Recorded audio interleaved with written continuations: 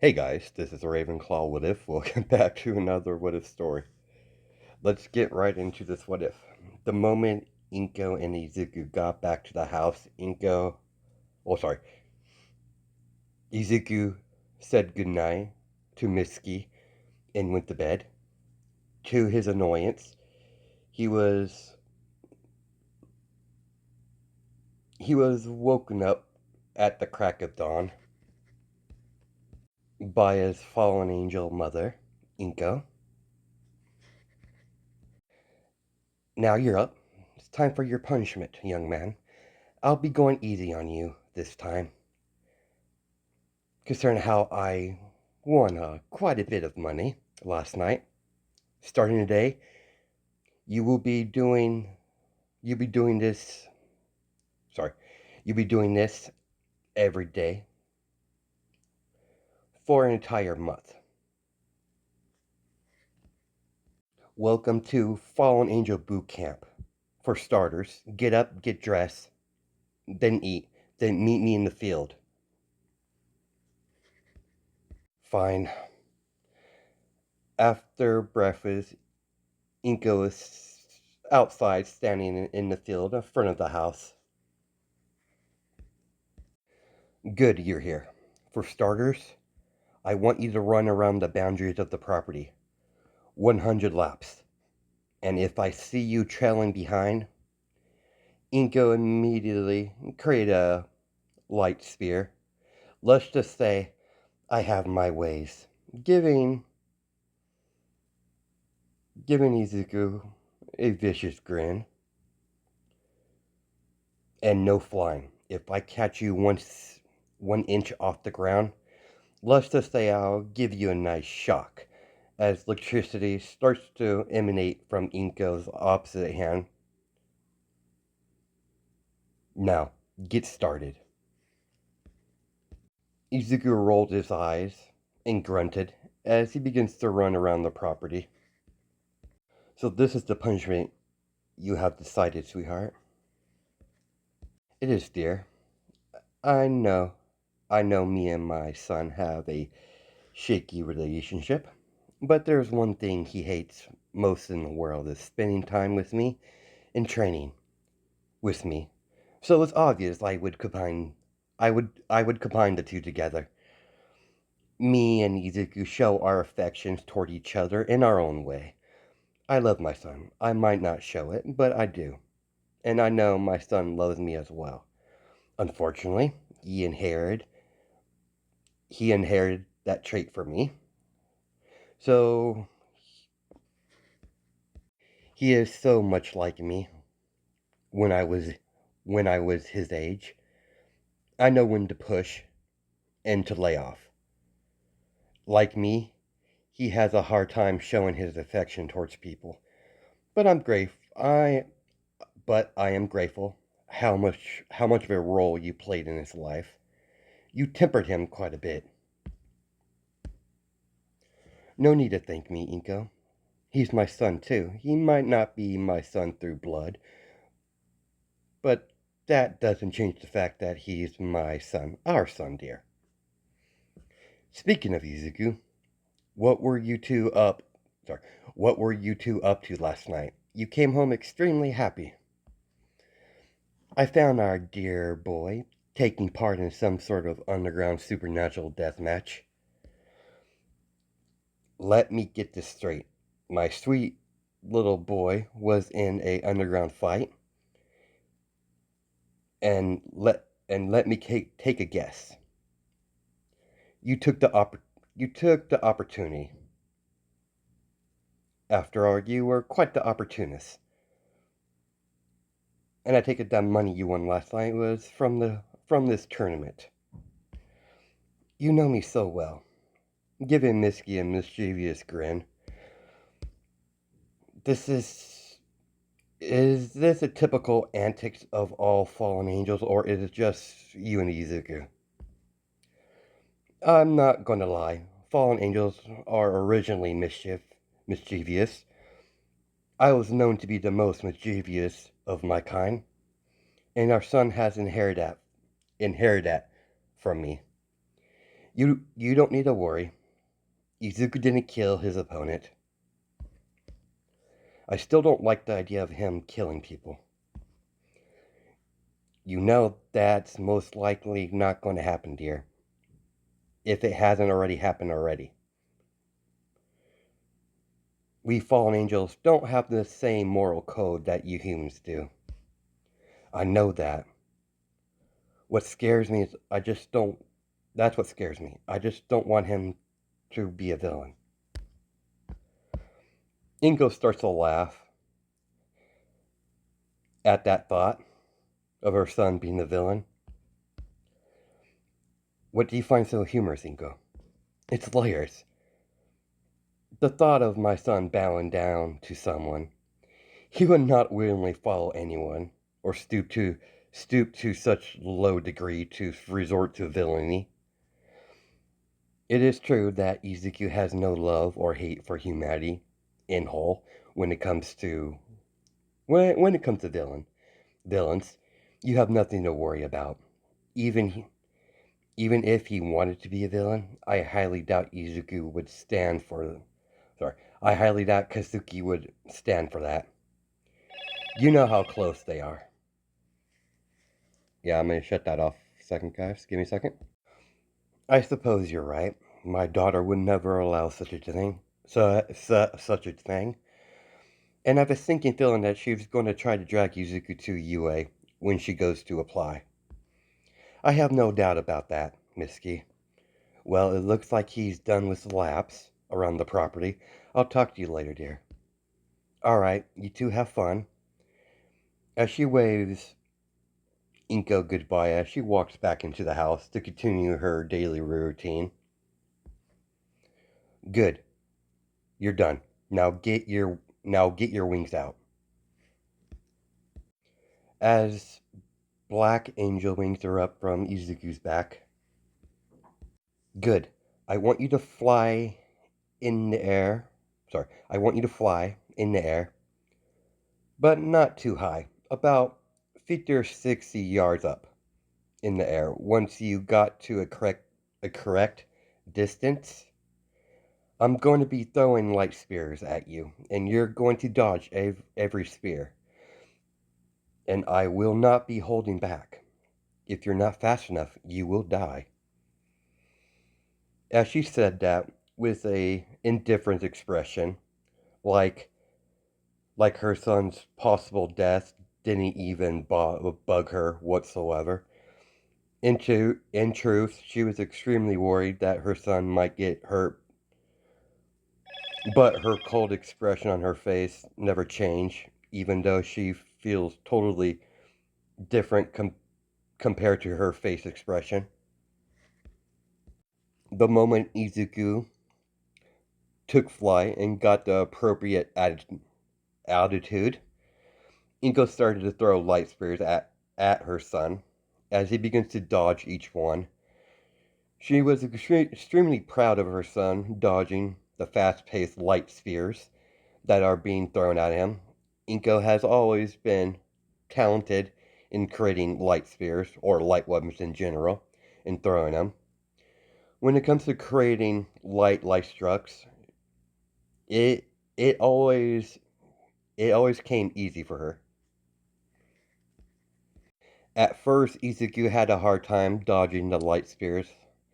After he got used to the feeling of dodging in the air, he got a hang of it pretty fast until the light spheres increase in numbers and speed.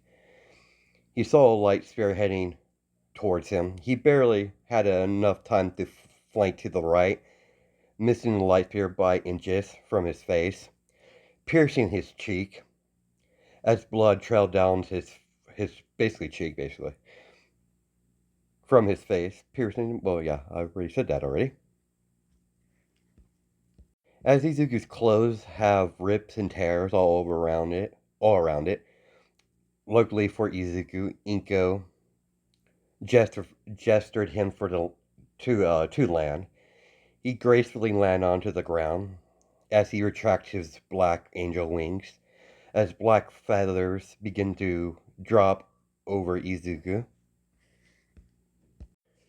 You did an adequate job. Tomorrow, I'll increase the numbers of spears I throw at you. Why don't you go inside to get dressed and have the rest of the day to yourself? But but no leaving the boundaries of our property until you go to school. Yeah, I hear you. If I knew any better, I would say you're trying to kill me. As he begins to walk back to the house, she tightened her fists from that comment. She started to reflect on her past dealing with her son and how she raised him. She's starting to regret the harsh treatment she's been giving him over the years. Izuku walked back into the house and went upstairs to get dressed and take a shower to get ready for school. He walked downstairs to the kitchen and sat down at the kitchen table, waiting for his sister to get up. Morning, son. As she walks into the kitchen and bend down to kiss Izuku on the cheek. Good morning, Mother Misty. It comes to my understanding that you had a quite eventful night last night.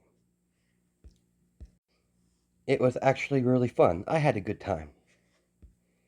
I might not like the idea of you being part of some sort of underground fight, dear, but I am glad you had fun and you weren't injured at all.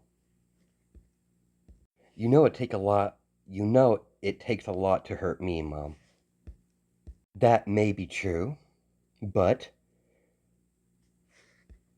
as a mother, I will always worry. You have a good day at school. Your sister should be up in a few moments. Will you please look after her? I'm fully aware of what she likes to do on her spare time. The life of me, I don't know why she finds so humorous antagonizing werewolves while she's at school. She's been lucky that the alpha is so understanding. If anything, he's been amused by your sister's pranks of the members of his pack. With a couple meetings I had with the man, at least. The fact that I originally was going to stop to your sister's pranks, but the Alpha requests that the pranks continue. Something about keeping his pack members on their toes. I really don't understand where all... Sorry, give me a second here, guys. Really don't understand werewolves. I also have stuff and I need to... Oh, sorry. I also have some stuff I need to discuss with you and your sister. Is everyone alright, Mother Misky? It's nothing bad. I will shed more light to it once your sister gets down here. Very well. I won't pry any further. That's why you're my favorite. Don't get me wrong, I love your sister. Unfortunately, she doesn't have the manners that you do. If she was a bit nicer, she probably would have a boyfriend already. Izuku starts to laugh uncontrollably at the comment of his sister having a boyfriend. The mere thought of the scenario actually happening was quite humorous, and he would feel extremely sorry for the guy or girl.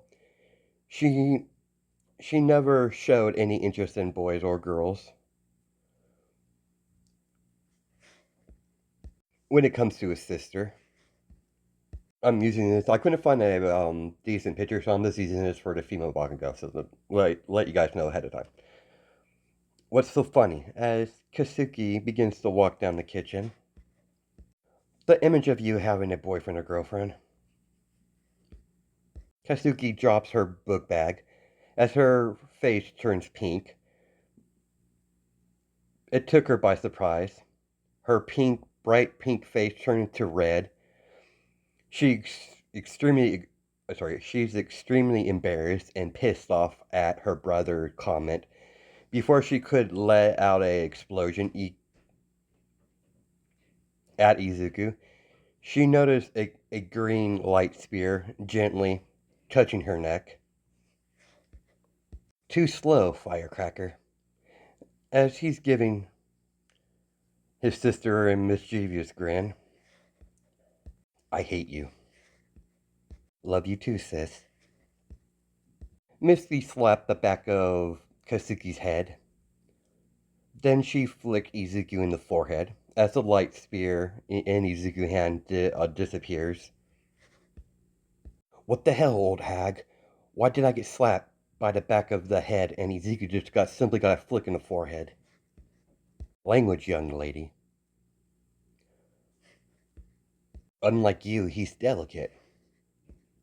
Delicate my ass. Enough. Kasuki, before you go to school, I want you back at the house after school. The whole family has been invited to dinner with one of the witch families, so no dawdling after school. Whatever. Come on, Mr. Delicate. As she drags Izuku out of the house to make their way to school. I'll let that shit slide what you said in the kitchen. But most importantly, what the hell were you doing last night? And what the hell did you do? What the hell did you do had our mothers worry? Nothing much. I just came upon a supernatural underground fight. I ended up fighting a werewolf. Did you kick his ass? You know you're talking to me, right? Of course I won. Good. If you lost to a Meiji mutt, I would feel insulted as your older sister. Sorry. I really don't I really don't know how you do it, Izuku. Seriously. You had a light spear against my neck, and swap I got hit the back of the head. I didn't even blow you up. This is so unfair. You simply got to flick a finger across your forehead.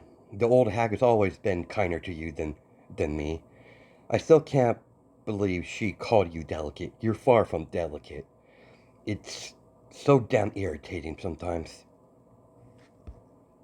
You good, sis?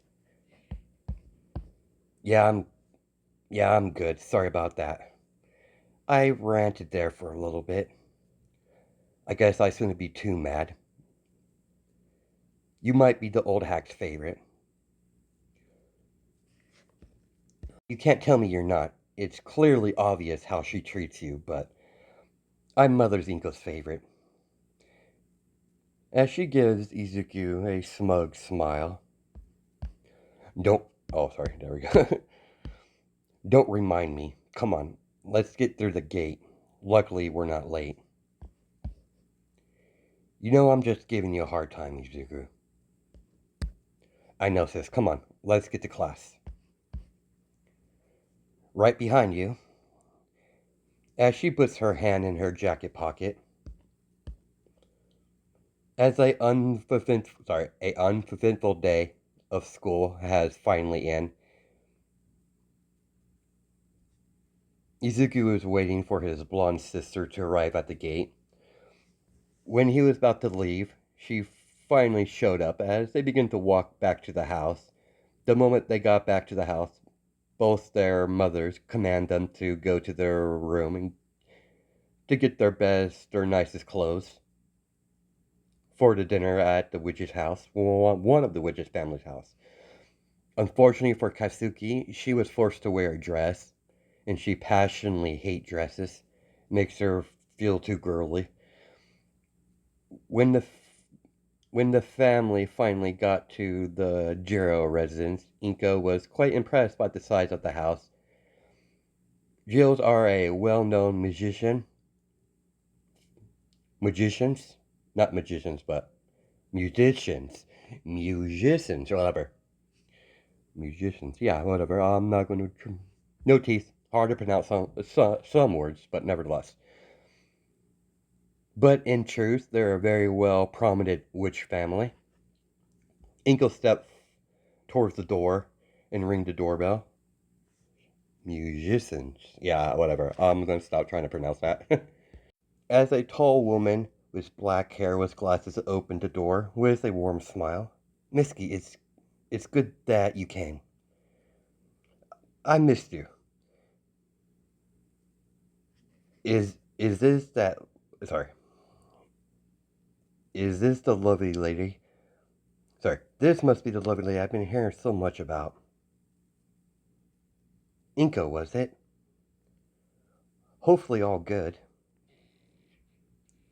Of course. All good, of course. It's a pleasure to meet you, Miss Jiro. Mika would be just fine. And these must be your kids. It's good to see you again, Kasuki. But I don't think I've had the pleasure of meeting this one. Introduce yourself, son. It's a pleasure to meet you, Miss Mika. I'm Izuku. Aren't you a polite one? To be honest, I was expecting you to be a lot more louder, like your sister. Nothing personal, Kisuki. It's just a trait of the females of the Bakugo family. They tend to be quite rambunctious. Alright, I'll stop teasing. Please, come in. Welcome to our home. My daughter is in the middle of getting ready. She'll be down shortly. Unfortunately, my husband couldn't make it tonight. He had to deal with some warlock business. Mika guided everyone to the dining room table as the staff served tea to everyone. So, Izuku, tell me about yourself. How much do you know about me, my mother? You don't need to worry. I'm fully aware Inko and you are fallen angels. That topic came up several times in the meetings between the other witch family members when we were holding the covenant meetings. One of these days, I would love to see your wings. I heard, dark angel wings are quite beautiful. Before Izuku could respond, Gio came in the moment. Sorry, let me try this again. Before Izuku could respond, Gio came in. The moment she saw Izuku, she ran back out to go to the bathroom and flustered to fix her hair. She never imagined she would see the guy she saw at the lake with the black beautiful wings again. She was a bit flustered when she went back into the kitchen. She composed herself as her mother gave a curious look at her. A look that said that we're going to have a discussion. Jiro was worried at first, but the look her mother's been giving her will give her was one she wants to hear more of the gossip. So she knows she's in that trouble, but she knows her mother's going to wring her ear out. Hello, Kazuki. Back at you, Jiro. Immediately afterwards, she turned her head back to talk to Inko, barely acknowledging Jiro's presence. As Jiro sighs, for some reason, Kazuki has never made an attempt to get to know her. Jiro was completely fine with that. She personally didn't like her very much and her attitude.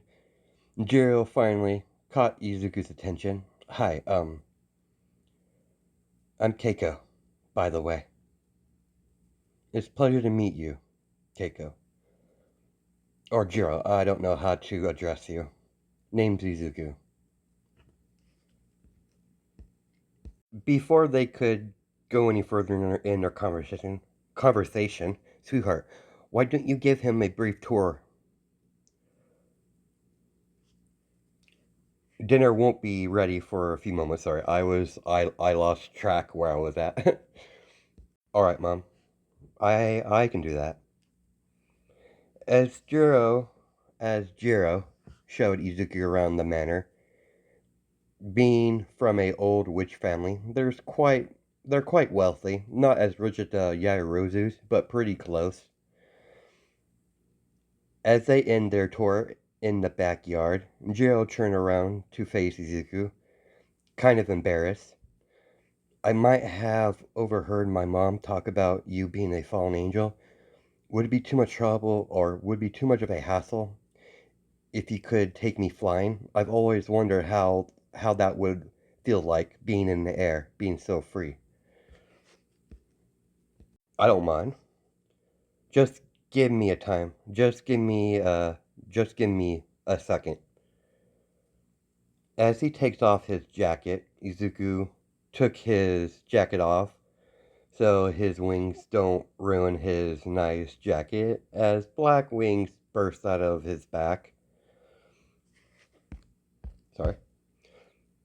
Jiro thought they were more beautiful. Oh, sorry. Jiro thought they were more beautiful up close.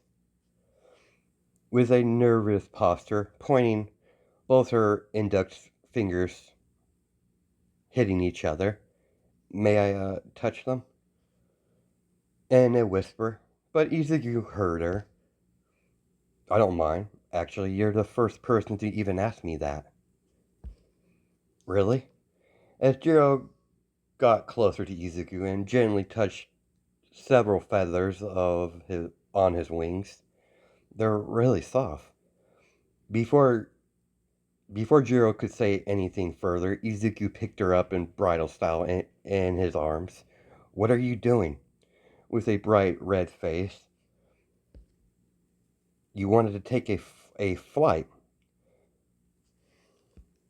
my lady. Hold on tight. As Izuku took flight while carrying Jiro in his arms, he didn't go up too high. He didn't want to scare the girl. By his surprise, once he looked at Jiro when he was flying around a little bit, she had a bright smile on her face. It seemed to Izuku she was enjoying herself quite a bit. This is awesome. Thank you. No problem, Jiro. We should probably head back down to dinner. Should be ready by now. Very well. Hold on. Hold on tight. As he gracefully landed on 2 feet, gently let Jiro down, then put his jacket back on. Inka was watching the interaction between her son and Mika's daughter. It seems my son and your daughter has hit it off pretty well. I've noticed that too. She was quite flustered when she saw him. I've never seen my daughter act that way towards any boy. I'm quite shocked as well. My son doesn't take anyone flying. Not just anyone flying. The only person he ever took flying before was his sister. I was starting to worry that he wouldn't show any interest in anyone. Sorry, wouldn't show any interest in anyone in the human species. After all, my son are the. Sorry. After all, me and my son are only fallen angels here. After all, he doesn't really have any friends. I'm quite pleased to know that they hit it off pretty. So, sorry. I'm quite pleased to know that they hit it off. I might not know your son very well, but I like him so far. He's a good kid. Before Jiro and Izuku went inside, Jiro leaned over to kiss Izuku on the cheek. Thanks. I really had a loads of, Thanks. I had a loads of fun in, in the air.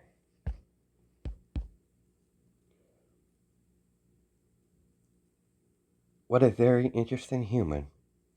As he followed Jiro back into the house, when Izuku got back to the dinner room, he noticed Inko and Mika were whispering to each other.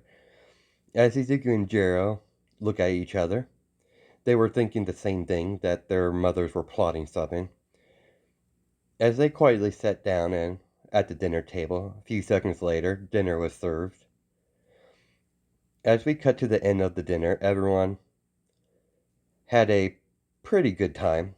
Inko and Mitsuki said their goodbyes to Jiro and Mika, her mother. Before Izuku left, when he said goodbye to Jiro placed a piece of paper in Izuku's pocket of his jacket. Give me a call sometime. You're definitely good people. Izuku Izuku, give me a ring when you want to hang out. I think I can arrange that. Until the next time we meet, Jiro. You have a good night.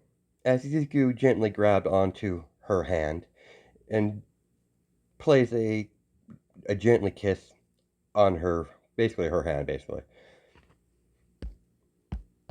That made her blush quite a bit. As Izuku turned around to see his sister, had an expression on her face that I'm going to tease the hell out of you later. Expression on her face. As we time skip 2 months, the month of punishment became more tolerable when Jiro would come over with her mom. After a while, Jiro would come over to Izuku's house without her mother being there. She would frequently go over to their house and hang out with Izuku. Over the 2 months, they developed a very good friendship between each other, even though Jiro developed a massive crush on Izuku. Everyone knew Jiro had become quite smitten by Izuku. Even Izuku noticed. He never brought the subject up, though. He's been enjoying his friendship with Jiro, and he didn't want to bring up things that could change their relationship. Izuku knew that she liked him, and he didn't want to change their dynamic of their relationship. And he's not sure about the whole a finding a person to spend his life with. As Izuku is relaxing underneath the tree, cooling down in the shade from a vicious training session with his fallen angel mother, the sunny weather turned dark, bleak, as rain starts to fall down, followed by lightning and thunder. Immediately, he felt an ominous feeling as a black portal opens up. As All For One stepped out of the portal, right behind All For One is Kirigiri. Kirigiri, send our spare nomus. Leave no survivors. These damn witches should have accepted my gracious offer of joining my side. Leave no one alive. Yes, master. As several portals open up, 8 nomus come out of the portals.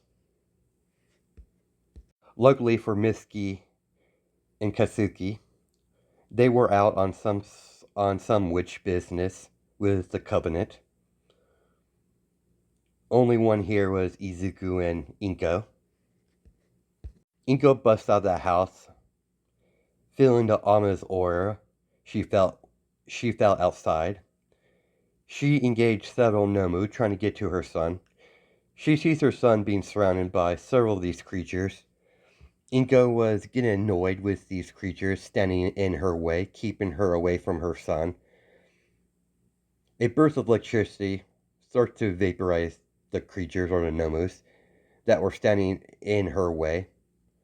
All For One was observing the battle. Izuku was dodging several Nomus, piercing several of them with his light spear. Izuku was surprised that the strange creatures would start to regenerate. While he was briefly distracted, several of the Nomus land several hits on Izuku as he goes flying backwards. As he creates a light spear and slam it into the ground to stop his movement, as he coughed up blood from the impact. Yeah, definitely broke a couple of ribs. Damn, these things hit pretty hard. Before before the gnomes could attack Izuku again, they were all vaporized by lightning. As Inko stands in front of her son in a protective battle stance, you right, son? There we go. I'm fine. I just have a couple broke ribs. Whatever these things are, they're pretty strong. I was able to sense a bit of magic in them. It's unsure if they're able to use magic. Oh, I know I can feel it in them.